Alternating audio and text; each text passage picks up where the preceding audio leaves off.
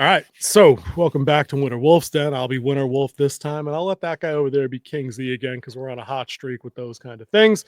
And we'll do Last of Us Season 2, Episode 5. 5. Okay, so it is Episode 5, which means we have, I think, 3 left. I don't think this one has many episodes as Season 1. I think they knocked a couple off, if I remember right. I think it's 9. I think Is the it magic 9? number is 9. All right, I thought they went down to 8 for some reason. But anyway, Might so be we're 7. past, is it 7? That'd be crazy. Okay, any which way, we're past the halfway point. The girls have left Jackson. They're thoroughly on the road. They've reached Seattle. This is their second episode in Seattle, where of course they're trying to run down leads to catch up with Abby's group and do their vendetta thing. We spent a lot of time in this episode with these two kids in a building that's next to a place where they escaped a horde. That's also next to a place where they escaped a wolf patrol. That's also next to a place where there's a religious cult. Well, nearby. this building is a little bit different than where they were. We've never seen them actually get to the theater. So them getting there was off screen. So we actually don't know where this theater is. I was just talking about, no, isn't this the same building where they had their first hookup scene at the beginning? No. Where they were like triangulating out the map and everything? Oh, I thought that was the same building. No, not the same building. That was just their base of outpost. They went up on the roof. They saw the smoke coming up from wherever the scars were fighting the wolves at the end of the last episode. I thought it was the same one. Okay, no. So they've advanced then. Okay, you know what? That lends itself to a little bit of my criticisms of the episode, but I want to just get your general take of where we're at so far with this show. Then we'll get into the specifics. Well, so we have them in the place, and they're doing the proper stuff, like recon, trying to figure out where everybody is, because they're here trying to hunt down the people. And we'll see that a little bit in this one, because they find out where I think one of them is, based off, they just know that she's a medic, because they mentioned that when they were out on the road. So, and I don't know how they learned about the hospital, because they're trying to track down. That was the chatter, I think, that they overheard at the end when the wolves' position in the previous episode was getting overrun, and they went up on the roof and they were kind of like looking at in the distance and trying to figure out where they had to go. I think that was part of that radio transmission that they intercepted, that so-and-so said fall back to the hospital or something like that. I think that's how they picked up on that. Yeah, and then, I mean, they use some investigation stills to break down the cult. And then, I mean, it was an all right episode. Yeah, I put it right down there in the category. Like when we get to our flavor guide later, it won't be anything too impressive. I guarantee you on that, because I spent the first half of this episode being really bored. I like that they tried to make them sound, Dina in particular, that they tried to make them sound smarter. How they were planning, they were trying to triangulate things, they were trying to mark patrol routes, and they were doing some stuff. They were doing some guerrilla stuff, and that stuff's interesting. But part of me wondered why, Ellie doesn't play any kind of role in that at all. Like we're taking all of this agency and we're dumping it into the Dina character, and honestly, I don't know if that's how the game played out. If it did, fine.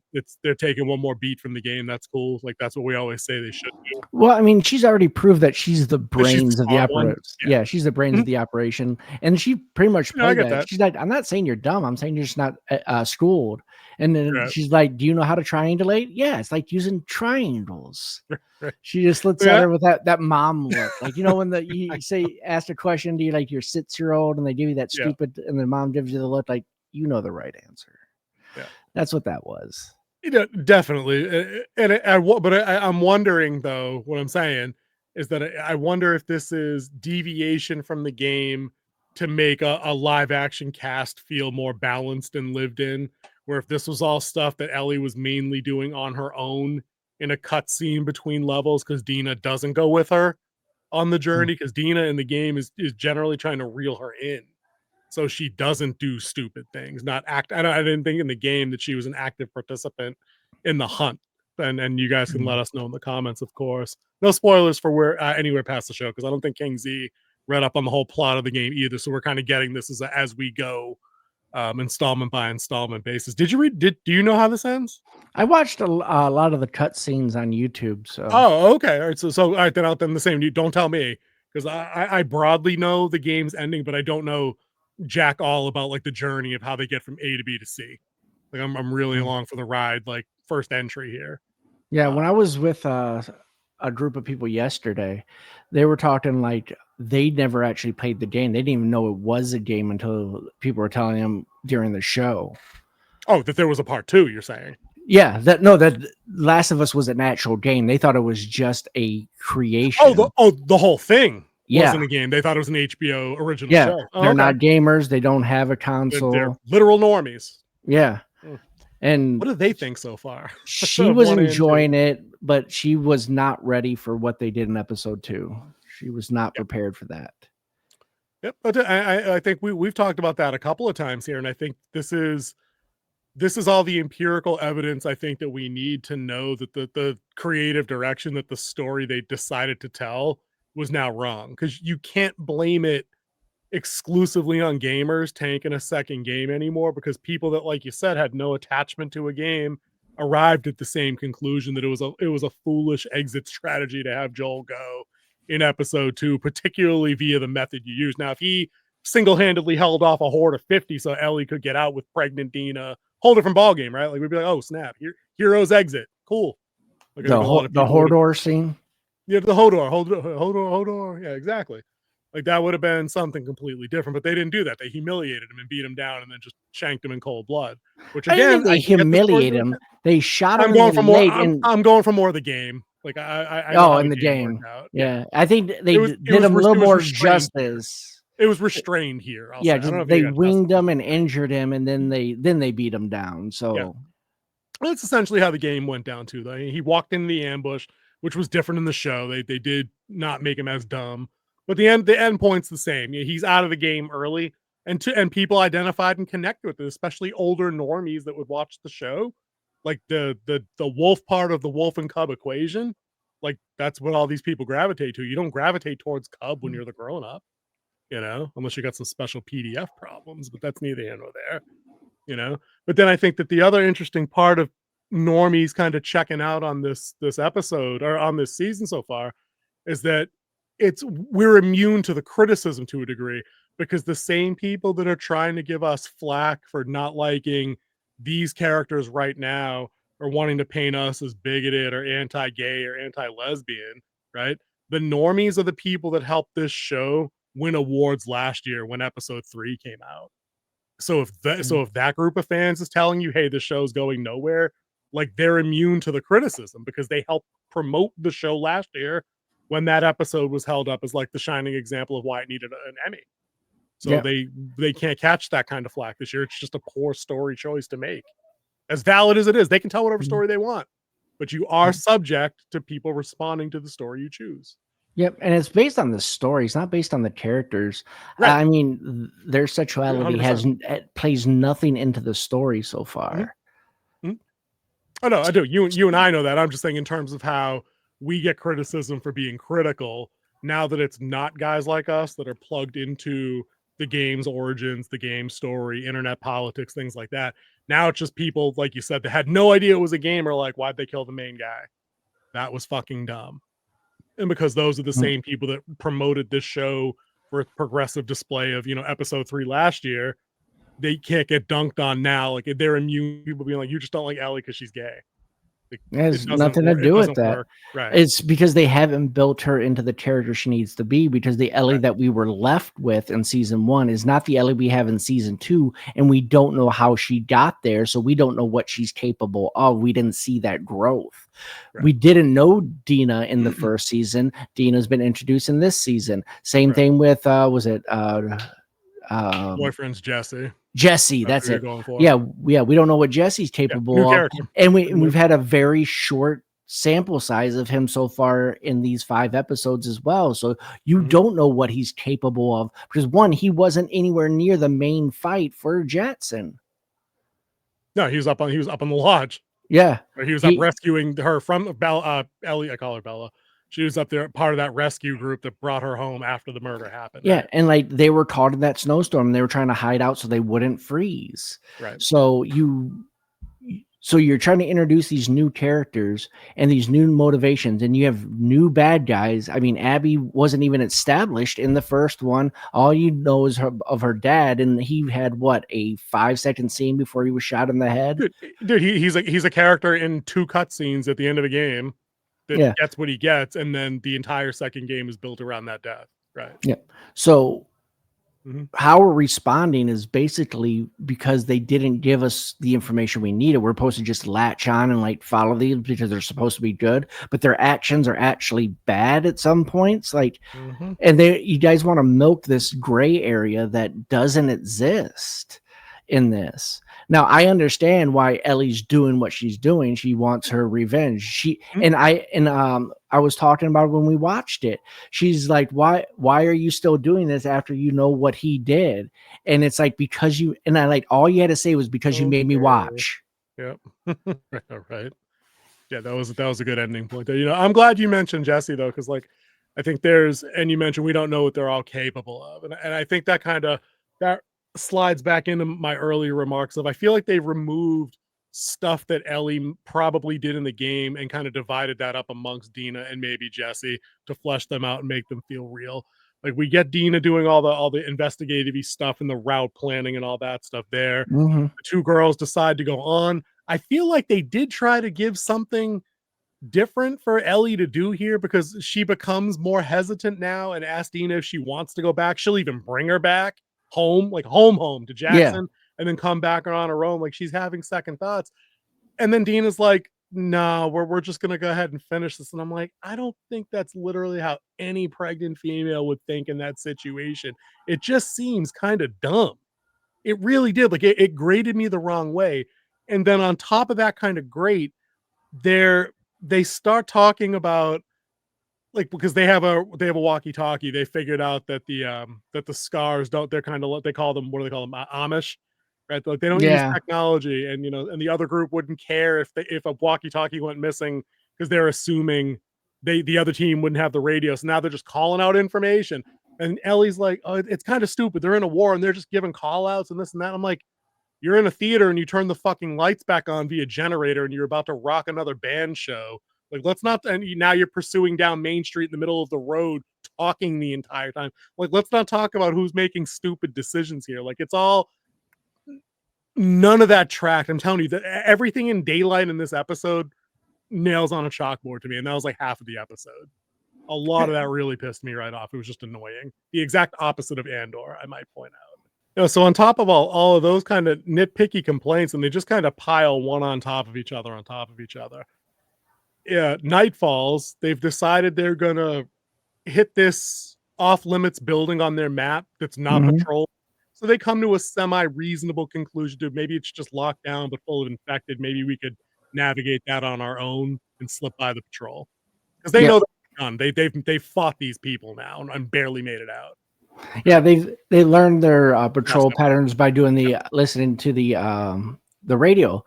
Now, I mean, I could understand if you know that no one's listening, you're not going to follow, and I would call it combat net procedures of like Mhm. using your call signs and stuff like that, so you don't identify each other and stuff like that. Like when we were out in the field, like it would always have a code word, then a number after it, like Cobra 6. And the Cobra would identify the unit where the number would identify the person. Every now and then we would throw in some stupid stuff that wasn't like legit Yeah, combat net radio, just but jungle. Yeah. like we need code name King. Just try to throw like it's something different. I mean, with my name, it kind of fit. So I mean, it could be a code name, but it could also be my real last name. So The point about the radio bit of it came right on the heels of she's ripping on them for doing it, and then literally just that they have no noise discipline at all. Like that's the part that got me. We're like, hey, I got the lights on. I'm like, you're in a yeah, giant building that if you turn the lights on, there's no shot. They don't know where you are. Number one. well, I mean, You, never, one in the daylight they yep. wouldn't see the lights, You might not have seen it in the lights, but you might have seen it during daylight. but But at you may also, night, but you don't know that they don't know what part of the power grid is on or off. yeah, they also I'm don't controlling the city. I know the grid. know if there's outside lights or not. You should Right. always This check is what that I'm saying. first.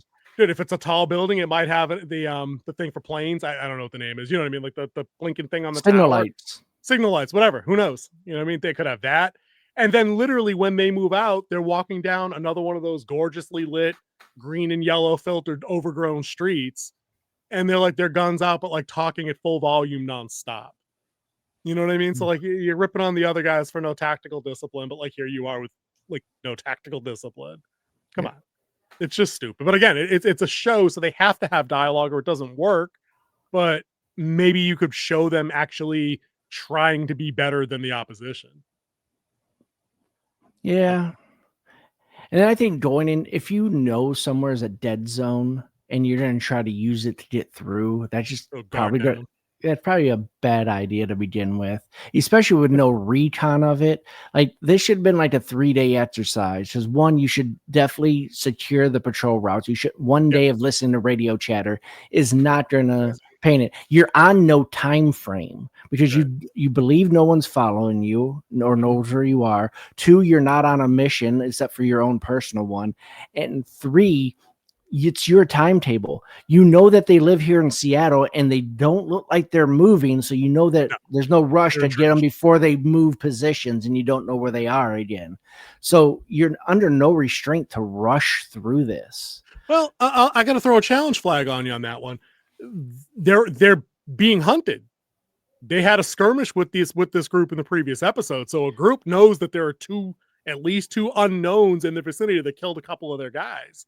So all of that you just said was true 24 hours prior, where they could have done all that. But now somebody should be on guard for these two kids. But they haven't moved any patrols into that area based on what they learned from the radio. So they haven't changed they ran off. They're pretty much thinking the affected would have killed them by now.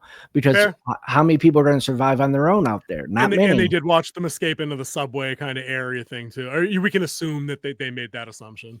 Yeah. I mean, that's fair. But I guess it's that I can file under suspension of disbelief. I'm willing to pass up on that one, I guess, to keep it moving. And they do keep it moving because they get into this building and it's not the hospital. It's just a building on the way to the hospital. It's just an obstacle. Yeah, it's a building that's in the middle of the patrol. Yeah. And they're like, what is this building? Like it could be a warehouse. They didn't actually even know what the building was. It was just kind of just there. It's just a giant rectangle. It's like each patrol, the patrol way kind of like stops there and then it goes back the other direction. Yeah. And that's like the middle part that's like open. Yeah, it was like the wall. Right. Yeah. And it made no sense, first off, because if you had an obstacle like that in full tactical, and these guys are supposed to be military trained, that's what they're supposed to be. They would have moved their patrol in front of the obstacle that they didn't want to clear or behind the obstacle. You're not giving up ground that way because you still have visual of that. So you're good either way. And that way you have no holes in your perimeter. You never want holes in your perimeter because you're giving. And like this thing is supposed to be loaded with infected. And we find out that it's. They had that was Dina and Ellie's reasonable suspicion. Like, hey, maybe it's just too big to worry about. And they're like, fuck it, we're not going in. No, not when you're trying to control a perimeter. You wouldn't be doing patrols in that. I know that.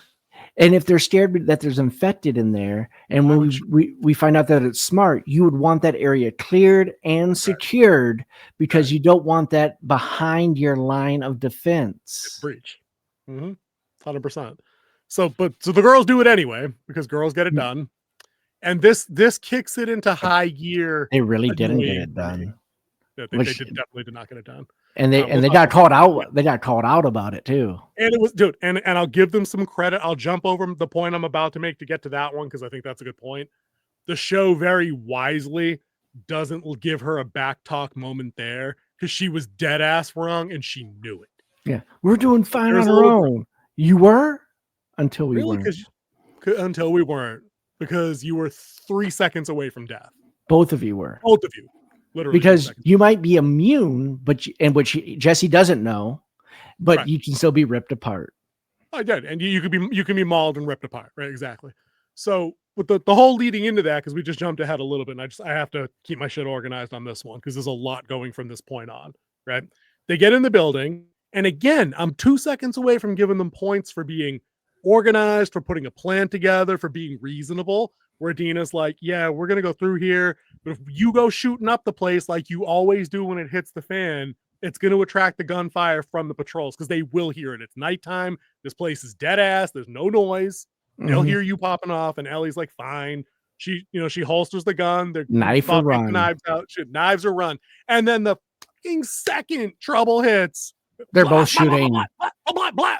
It's like it's a John Wick movie, and I'm like, well, what happened? But and I get it. Like they were instantly overrun or overwhelmed because they saw stalkers. Yeah, they found stalkers. Yeah, and they also thought, like, when they were going into it, like, what, a couple wanderers and then a clicker or two? A couple stalkers. We've taken care of that before. Yeah, we could take them. And I'm like, I don't know, man. You've taken them in a convenience store and you still fell through the floor, and this is a giant ass warehouse. And they get in there and it's a giant ass warehouse, like legit. Like it's a big industrial something because of I was thinking like an 84 lumber, based on the way it looked, like an 84 lumber type place. Like it was something big, and but you gotta remember where Dina holed up was in like it was in a cage essentially, like an electronics, like a breaker cage. So I was thinking more like not like a transformer array or whatever they're called, like where like power companies operate, like but something big and industrial. It wasn't a Walmart. You know what I mean? It wasn't a Walmart. It wasn't a hotel. But yeah, they instantly get spooked by stalkers because they see one. They're about to bounce or take it down or whatever. Like it's going to try to flank us, so we're going to outflank it. I'm like, why would you separate? Like that seems remarkably stupid. Never split the party. Right. And then they see stalkers like 3, 4, 5. They kind of pull back and pan. And shadows moving. They looked up and then there was 3. Yeah. And then they looked to the other, and there was that brought it up to 6. And then there was 8 and 9 behind them. It was a total of 12 in there. Dude, they were surrounded and boned from the minute they walked through there. Yeah, and the best part of this foreshadowing that led into that is they get in through the first door to the building, and Dina's like, "Oh, that's good. That door's open, but nothing's come out to kill us yet." I'm like, "Okay." There's a dramatic pause before the yet. And I'm like, "Okay, that's kind of funny in a dark kind of way." I like that. But everything after that, everything from this point of the episode forward, this is the action half of the episode, but I feel like I've seen all this before in the show and it didn't cover any new ground for me. And it set me up to know they're going to do annoying things with a couple of the characters, right? Jessie somehow shows up and saves them in this building. All right.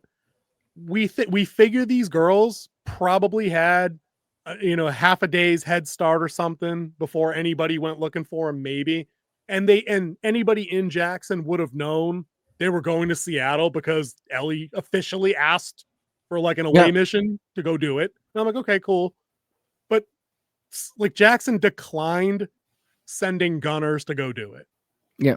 On what planet are Tommy and Jessie slipping away to go do the rescue alone? And I'm like, if that's in the game, fine, but it would have been stupid in the game, especially considering at least one of them voted no. Maybe both, given the number of votes. There was 3 yeses. I think both of them voted yeses. But we honestly don't know because, like you said, secret ballot. They both told her that they were going to. I don't honestly know if Jessie was going to or not. I don't buy it. Tommy probably, but either which way, he's like Mayor Jr. He's not slipping out. His wife's not letting him do that shit.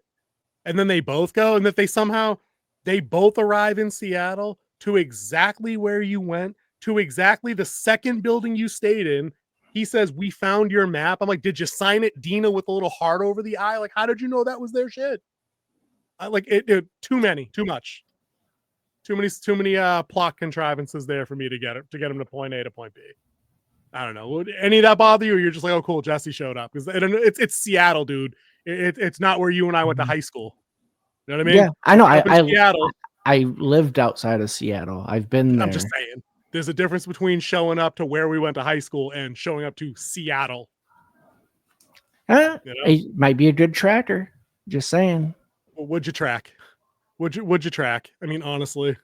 And what happened to their horse? We haven't seen their horse in a while. Dude, again, yeah. I mean, and they probably brought it inside the building. Obviously, I mean, you're just gonna park it out front and hay bag it in the front. But like, horses need provisions, need to be watered. You need to eat and be watered. You know what I'm saying? So like, we know you pack stuff, so they are on some kind of a timetable because every hour they spend scavenging is an hour they could get caught or killed. And not pursuing Abby. So like, again, you can only push so much away. Right. So they kick it into action half of the episode. Jessie shows up, guns some infected.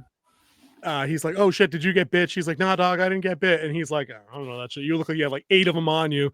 And then Dina's like, "Nah, I promise." I watched her. Yeah, I watched her the whole time. Okay. She's good. She's good. She's cool. She's like, we cool, right? Fist bumps. And meanwhile, I half expected them to break into the love triangle conversation at that point. Thankfully, they didn't. Yeah. Thankfully, they resisted. That's gonna be saved for another day. 10 minutes from now, right? No, next episode. No, they get out. Next episode will be totally different. I'll tell you that right now. You know something I don't know? Yep. Okay. I did not watch the post scenes. So if this is the source of secret knowledge, just stash it for a minute. Okay. It's a secret knowledge. Okay. Maybe I'll go back later. I got some time tonight. But Jessie gets them out. But on the getting out, everything that Dina said was going to happen happened. Like now people are shooting at us because Dippy Doo over here decided we got to fire off our guns and draw attention. Well, Dina fired her guns as well. Oh, so they were overwhelmed by stalkers at that point. I mean, in for a penny, in for a pound. Yeah. Right. So they're like, we're going to run away into this park and lose them in the park. And I'm like, all right, this has to be a level out of the game. I mean, I'll say this. A good episode of The Last of Us always reminds me of like the entry scene to a level. It kind of gives you this pullback and you kind of see some of the obstacles in the cover you're going to use to hide behind and then throw the stone to get things to distract. I got that vibe in a couple of places with this episode. So I was grateful for that. I'm like, okay, this is cool. This feels game-ish. But they get into the park, and if it's like Central Park in New York or whatever, it's big, large. They happen to stumble upon a ritual cult execution 5 seconds after they get there, which is happening within machine gun fire audible distance of these assholes running into the park, which is like 10 feet inside the gate. And there should have been a little bit of a time shift in there. Maybe. Because it didn't go, like, it didn't straight follow them. So they could have been a little bit deeper in because you heard them on the radio. It's like, we don't go in there, shoot them if they come out. Right. They're basically literally just going to wait at the gate. They're going to choke on the way out. Right. So the cult stuff's creepy AF. Like you nailed it on the head for me. I think maybe they're going with the disemboweling thing over the broken arm thing. It's quartering them. Yeah, for sure. The only thing they didn't do was set the entrails on fire. Nice. Okay. Well, if you want to take it up a notch, maybe we get that later. So that's all pretty gruesome. They're laying into that kind of thick. But again, I think for shock value, I've already seen all this stuff with Walking Dead, so none of it really hits. Yeah, and shock value to me. We already saw like the dead people when they did the TV station, them all hung like that. With This is their MO. This is their motif. Yeah, this was just showing how they got from point A to point D. It was trying to relive what they did. The hunt after was pretty intense with them chasing them down with torches, crossbows. Like I said, the problem with torches, they're both a good thing and a bad thing. One, you can see, but they know your position because they can see it too. Oh, dude, I can see you clearly, and I'm in a better spot to shoot you if you're carrying the effing torch, dude. Believe that. But Dina takes an arrow to the leg. They're all just sitting, and somehow the torchlight was just enough to get him spotted or something, and she takes one in the thigh. Ellie goes to superhero mode for the second time. It's like, I'll lead him off, and I'm like, you need more moves than that, girl. You do. You can't just fire the gun above your head and run away. You need to start shooting at them. She used to be an adventurer until she took an arrow to the knee. You know what I'm saying? So the group splits. Jessie and Dina go do Jessie and Dina stuff. Maybe they escape, maybe they don't. We don't know. We don't know. Ellie and leading them away finds the hospital, which is where we get into the third act. Yeah, she hides. You get a good shot of a female character in this, and then you see them kind of dissipate. And then she goes and she sees the hospital, and then she low crawls through the grass. Dog comes after her, and then it's just a critter because she gets through a hole that a person's not supposed to be able to fit through. Right, that you or I couldn't fit through it as grown ass men, but I could fit through it. You think you could have fit through that? Yeah. It looked pretty narrow, dude. I don't know if that got around your shoulders. It looked like not a U-sized hole. The only thing that probably would be my head. You got to just go in feet first and hope for the best and just shimmy. Just give it a shimmy. Yeah. Put the hair product in, and then maybe it's enough grease to get me through. So explain to me this then, right? And again, this is a great video game setup. Like I bet if we ran like the cut screen of like Ellie arriving at the hospital in the game, it's probably set up the same way. Front shot, sentries with the lights, got guards with dogs, maybe doing a quick patrol so you can get a hint of the route, and then cinder blocks and Jersey barriers for her to hide behind at the beginning so she can kind of scope it. Mhm. So if she's approaching that and the dog comes out to meet her, what is the cement thing that she crawled into that magically teleported her inside the hospital, like inside their main door? Once again, they're not showing you every beat. Like she got past the perimeter and then she got into the hospital. How? There weren't more guards at the door? Come on. Who's going to go through the door when you're sneaking in somewhere? There's broken windows everywhere. Dude, there's no more people patrolling the outside. I needed to see. I mean, I guess they can't show you everything like you said, but it's infuriating to think. But no, there wouldn't be people. If I have a secure perimeter, I don't have people guarding the inside of you don't have an internal patrol, really? No, everything's external. Everything inside the perimeter is considered secure. Dude, I don't know. Maybe they need to hire me for base security of a sensitive asset like the hospital, because they were clear that they didn't want to lose that, and we missed that scene at the beginning. So we should definitely get back to that. The cold, which goes into my what I want now. It made me kind of want something. Okay, so let's do this, guys. We're gonna pause here and cut off like the second half of what goes down, because Ellie gets inside the hospital and she eventually catches up with Nora. We'll get to that, okay? Because it's going to be on the thumbnail. It's it's Kill Bill, one name off the list territory, right?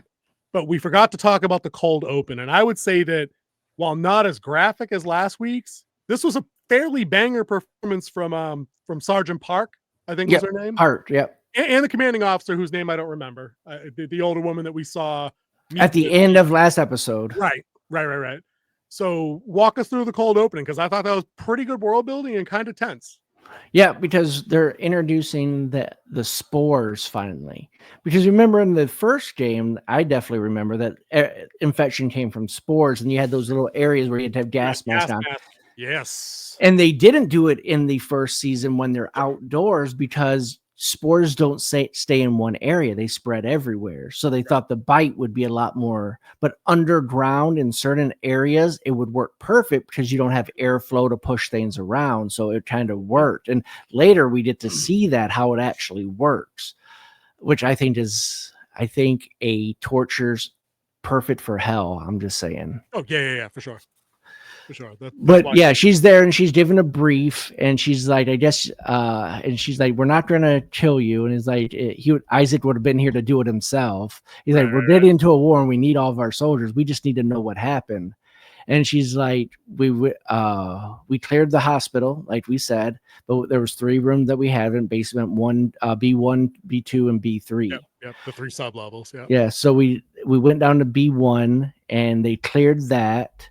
I think they said there was a few down there, a couple of clickers and stuff like that they killed. No. They actually said there was nothing, not even rats.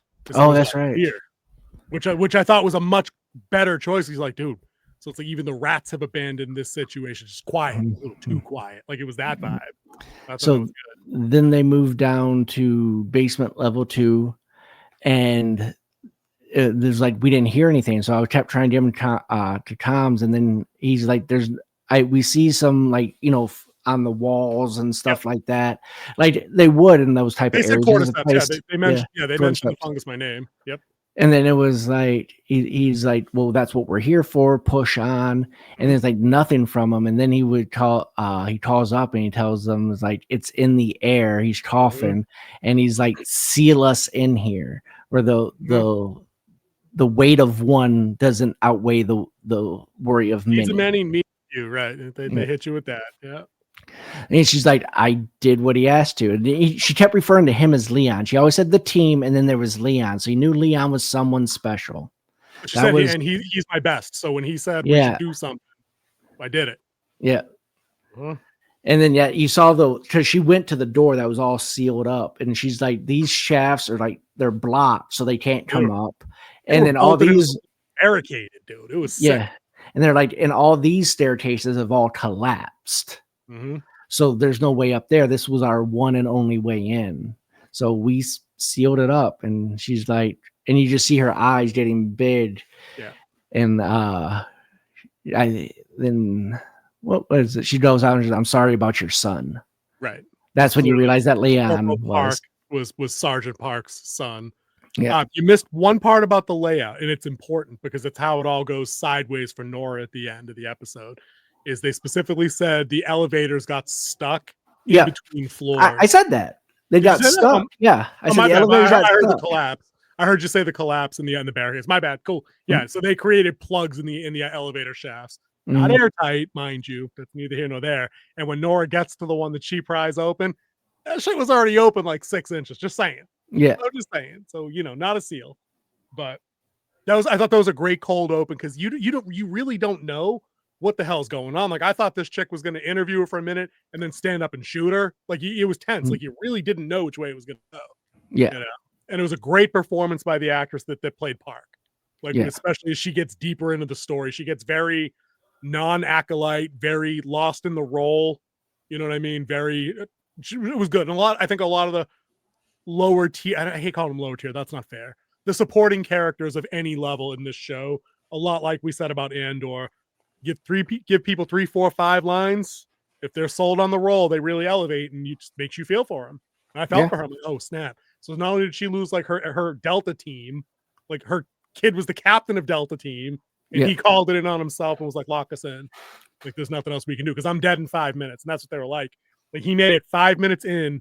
And then 5 minutes after on the next comm, he was like, can't breathe. It's in the air. I'm boned.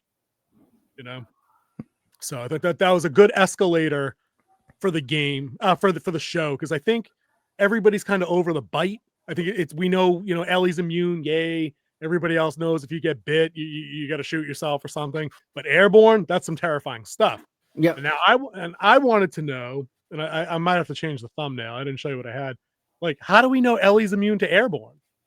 If something mutated to become airborne, there's no guarantee that you're immune to that form. Well, changed. That's true because one of the biggest fears, and they did it in the movie Outbreak, where they made the Ebola virus airborne. Yeah, that's a classic. Dustin Hoffman. Yeah. Word. So. But it would still be the same. Like you might still have the same antibodies that could fight it. It might be able to get in you, but you're more than likely this is an antibody that she creates. That's why they need to take out the base stem of where hormones are made. I'm just thinking strains of virus and bacteria. I don't know if fungus works the same way, but just because that's why we have multiple vaccines for this. That's why there's different flu vaccines. They're not the same.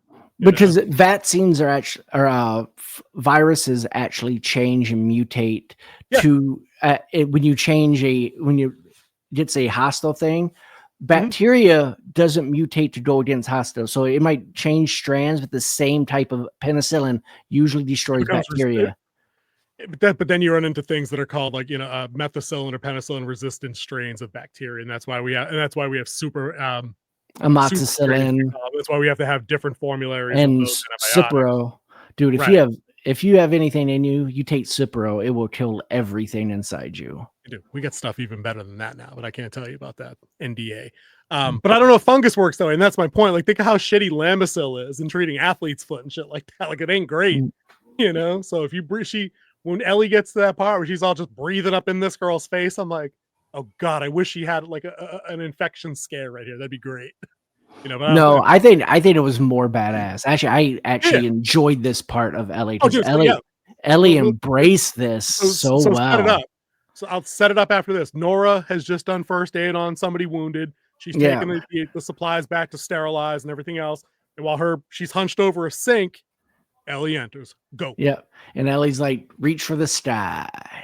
And then she tries to play on her emotions, which this is going to be a soft spot for Ellie. She's like, we left you alive. And like, you bet. I guess you shouldn't have. Yep. I was like, okay, you're boned. Yeah. And then she was like, and then they kind of went overboard, and he deserved every bit of it. And that just hit. Yeah. Yeah. And then threw I think it was like kind of alcohol at her. I think it was ammonia. Ammonia or alcohol, something like that. Yeah. Trying to sterilize out the bandages, which means they're in rough shape equipment wise. Just saying. Which you would be. Yeah. survival. Mhm. So you start running after he starts running after him, and she's like, intruder, shooter, shooter, and they stormtrooper it up. Dude, I thought the same thing. I put it on the notepad. I'm like, why can't they shoot this kid? Please. I thought the same thing about One- Ellie. Ellie was such a bad shot in this too. Oh, It's like dude. she's shooting with her offhand. Is she going to be like Montoya? He's like, one Oh thing, my but I know something you don't. I'm not left-handed. She's gonna pass the gun over to the right and just start braining. Like that would be hilarious. So yeah, she's chasing her down the hallway, and the biggest FU in my note, I'm like, another person who knew where the dead end was in their HQ ran into the dead end and died over it. When you panic, Dude, no, you're not thinking. No, it's dude, no. In a city, maybe. Where she was, no shot. No shot, dude. She ran down a hallway and turned right. No way. And also, where was Nora's gun? Everybody in this planet's packing. Everybody. She's the medic. Medics don't carry guns. That's against the Geneva. Oh wait, there is no Geneva in the anymore. army, right? The army. We're playing Days Gone over here. She gets to have a sidearm. She gets to have a knife in the boot. Something. Even the kids in this world carry weapons. We missed that part too. The Dina first kill story, which I thought was stupid. So we don't even really need to talk about that. Yeah. I'm not that interested. I thought she was going to kill her mom because she didn't let her go outside at first. It's just a little psycho. Yeah. No, this isn't Walking Dead. So Nora throws the stuff in Ellie's face. Ellie's running away. Nora runs down to the effing hallway that's got a dead end. It's piled with crap. It's like it's welded together, barricade. So what does she do? She opens the elevator shaft, right? And I think she was trying to go to the other side because it was open. The other side of the elevator. It was one of those double door elevators. It was one of the double door elevators. Okay. Yeah. Because she looked through and she saw the other doors was also cracked. She was trying to get to the other side. The other wing. Okay. All right, cool. So that makes all right. So I'll give her that then. But she screws that up because Ellie shows up quicker than later. And she's shooting at her. She slips, falls. And when she hits the top of the elevator cart, carriage, whatever, it actually disengages and goes down a ways. Yep. It's like everything started breaking and then it fell, right. and then like the emergency brakes hit that stopped it. So Ellie follows her in, shooting at her while she's laying on top of the thing. Still missed her. Still missed. And then Wolf security rolls up behind Ellie. So Ellie's dumbass goes in the elevator, like instead of just shooting back at the people chasing her. I guess she had to. I don't know. Yeah. And follows Nora down. Nora's already now gotten the elevator doors open on basement 2 or 3. Yeah. I know it's 2 because it was 2. It was 2. Yeah. And then we get like badass scene number 2. Like Ellie's just like hunting this woman. Yeah. You know, stopping only long enough to see what you can lead us through. Yeah, so she goes in there and you see the cordyceps like all grown on the walls, like like we've seen before. And there's one guy on the wall, and he didn't see a name or anything, but he breathes in and he breathes out spores. So he breathes in oxygen and breathes out spores. And then you turn there in the middle of February. Yeah, and then you turn and then you see Part. You see Corporal Part, and he's part of the wall now, and he's breathing out spores. And it's everywhere. And I thought it was a great visual. It looked beautiful. It was solid. Yeah. You did miss one thing too. So when they came up rolling on there, they said the elevator's been breached, seal the hallway. I didn't say it, but I caught that in the episode. Yeah. So they're definitely afraid to follow, which gives her some leeway instead of me bitching about, well, how come these guys aren't rappelling down? But then again, dude, gas masks, flamethrowers. If the Stranger Things kids can handle this, maybe they don't have any. Dude, it's Seattle. Anything? It's dude. You find stuff. It gets brought in. You got at least 2. You got a flamethrower unit somewhere. Dude, Jackson had 4 flamethrowers. These guys have none. They got 2 APCs and 900 people with machine guns. APCs are easy to come across. Police stations have those.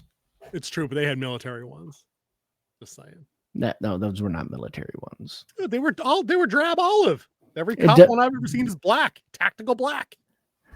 Drab olive is not the military color anymore, though. Okay, so what's the sand one? Yeah, and Marpat or whatever it's called. Okay, there we go. Still, so Ellie catches up with Nora.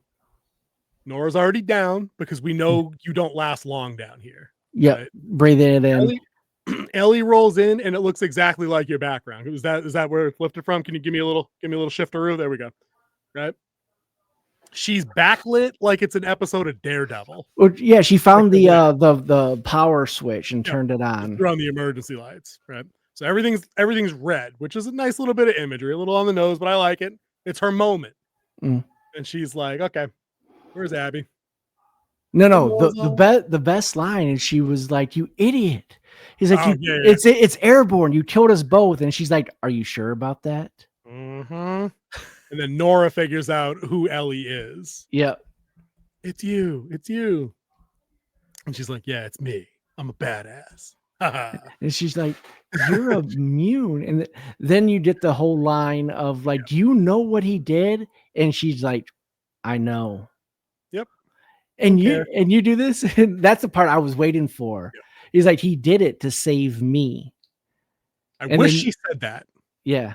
I wish she said that, because the Nora line leading in is he killed everybody in that hospital, including Abby's dad. And I just wanted Ellie to be like, and so we almost got what I wanted. It was close. And then she also said he's like the only person who can make a tear out of you. Killed the only person to make a tear out of you. Yeah. To which she should have replied, and it would have involved them opening my brain up like I was a rabid raccoon. Yeah. So yeah, I'm grateful Joel went all Terminator on there in that hospital and put you guys out of business. But so to Nora's credit, Ellie asks her like 3 times where Abby is, and this is all intermingled with Ellie having picked up a giant ass like piece of pipe, lead pipe. Yeah, beating the crap out of her from the waist down. Didn't kill her. We don't know that she killed her, and I bet she didn't. No, because she didn't let her suffer. And made her die of the spores. Yep. And paralyzed her from the waist down, but she's gonna breathe until she converts. Yeah, until she crosses over. But she did not go for the skull shot. No, it was straight legs. And that's how it wraps, right? Isn't it the last line is it Nora screaming, or it's Ellie just screaming where, and then fade to black, snap to black, or whatever. Yeah, dude, that was a brutal ending. Ellie's she's becoming Joel, like we've talked about. Yeah, she went on to her headstrong. What she wants becomes more than what the group wants. And that's exactly why she went into the hospital still, just being that gun-ho ranger type thing. Right. And I remember the thought that I forgot. Shoot. Yeah. If you need to reset the table, go ahead. When they were talking of what was going on, this was way back when they were still in the city. And we were talking about like she's pregnant and she's like trying to get her back. The point of survival and the continuation of mankind outweighs revenge. Sure. And they needed to put that. It's like, no, I'm stopping what I'm doing because we need to get you back, because that baby's more important than me killing another human, because we need a future. And without babies, we don't have a future. That's when I'm working on survival thing. That's why there are no love scenes in any of my survival type things, other than appropriation. Like, you don't have time for like love. It's like you're literally trying to save the human race. And now I don't want to get into the part where people are like, "Oh, you're for rape then," or like men controlling. No, it should be consensual. It should be between 2 consensual people, but the responsibility of populating the earth again of the species. Yeah, the survival of the species should outweigh emotional attachment. Yeah, well said. Well said. I think that linked in. I think that linked perfectly into what I was saying about how it seemed ridiculous to me that Dina was the one that wanted to go on. It should have been her having the second thoughts, and maybe Ellie being like, "I still have to go do this. You know, take the horse and go here. Take most of the guns and go back. I'll try to go halfway back, and I'll catch up with you in 2 days. Something." But it felt lopsided. It really did. Dina felt lopsided from the time they left the building until the night op, in my opinion. It felt completely backwards or weird. And I think it's a little bit of them trying to play into Ellie becoming Joel, because once it's her trying to be the level-headed, we got to do the things the right way based on what Joel taught her. And then you have Dina, who's out here probably for the first time on a big solo op like this. Yeah. Being the hard head, like I gotta prove I can still do it even though I'm pregnant type thing. Yeah. And so I don't know if I can get into that, man. I think that like it's not. I know that's not how the game's narrative went, and I think that'd be a really interesting diversion from the game, where it's consistently supposed to have been Dina and Jessie and Tommy telling Ellie not to be Joel. Like the psychiatrist warned him, warned Tommy, like, listen, you probably can't save her. You're gonna go down with her if you try. So it's weird to me that it's Dina pushing boundaries to do the character beats that you're talking about, which makes sense. Like I get what you're saying, and it looks like that's what they're doing. But the warning about her becoming Joel wasn't about her becoming the best parts of Joel. It was about her becoming the worst parts of Joel and being single-minded and focused on payback.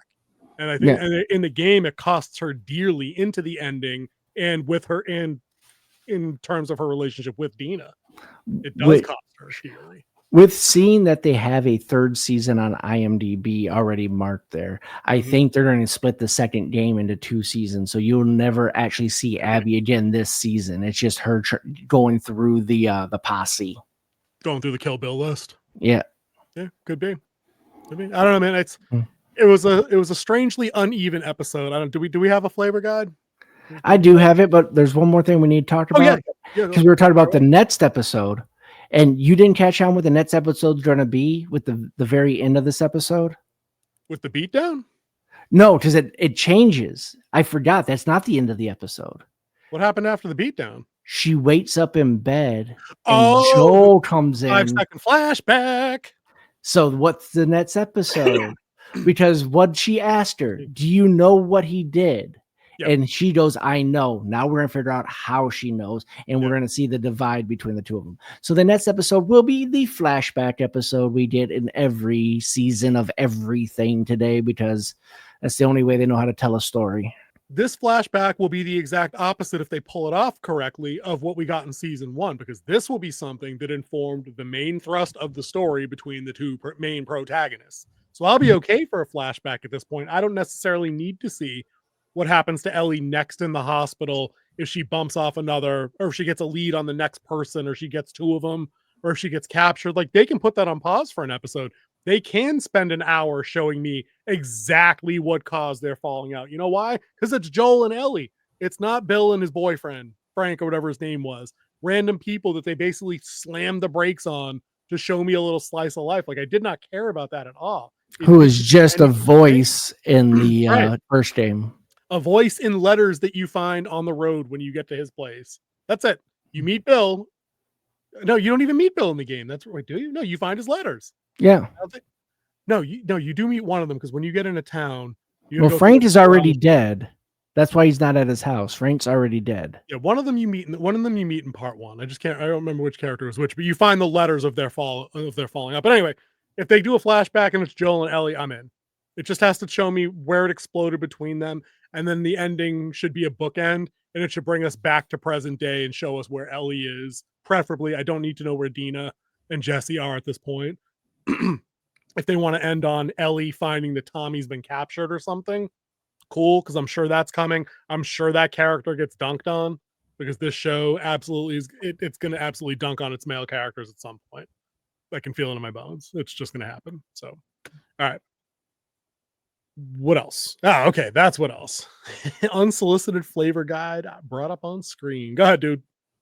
Do you think? All right, I'll put this. It's a 6. It's a low and slow. Solid score. Yeah. It's still not bad, but it is a solid episode going through, and I think the badassery at the very end saved it and brought it back. I gotta go a notch lower than you this week. After talking to you, I am going to be a little bit more generous. I was going to give it a low 4. I will give it 5. There was something about the first half of the episode that felt tonally wrong. It felt mismanaged somehow. Dina didn't feel right.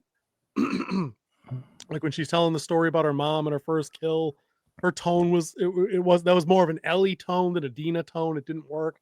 And there was way too much coincidence to make Jessie and Tommy arrive where and when they did. Like, you can only have a couple of those contrivances, and these guys had like 5. I mean, I got to go a little bit lower on that one. So I'll give it a 5 though. It's dry rub, but not my favorite dry rub off the rack. So not the best episode of the season by any stretch. End strong, definitely with both the beatdown and the teaser of a flashback. That was pretty cool. I did forget about that. So again, I'm on board for next week. We'll see what happens when we get there, I guess. Yep. So the one thing that cut away scene made me want to have, and I've said this throughout the first season, and as well as this season, is that I want an anthology series of The Last of Us, because I want to see where these people like began. Like tell us how go back and show us that cult and how it got built. Go back and show us the wolves and like all these characters that we have glimpses of, but are not part of the main story. The old couple that was the old Indian couple from season 1. I want to see their story.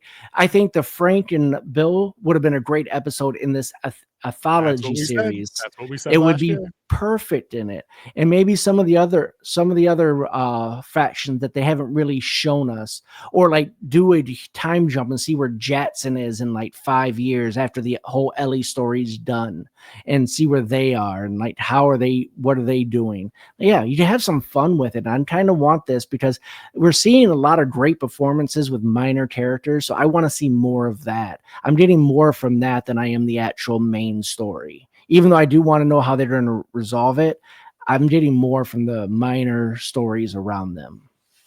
Yep, I would tend to agree. All right, let's put a pin in it until next week when we do up episode 6. Let's get out of here.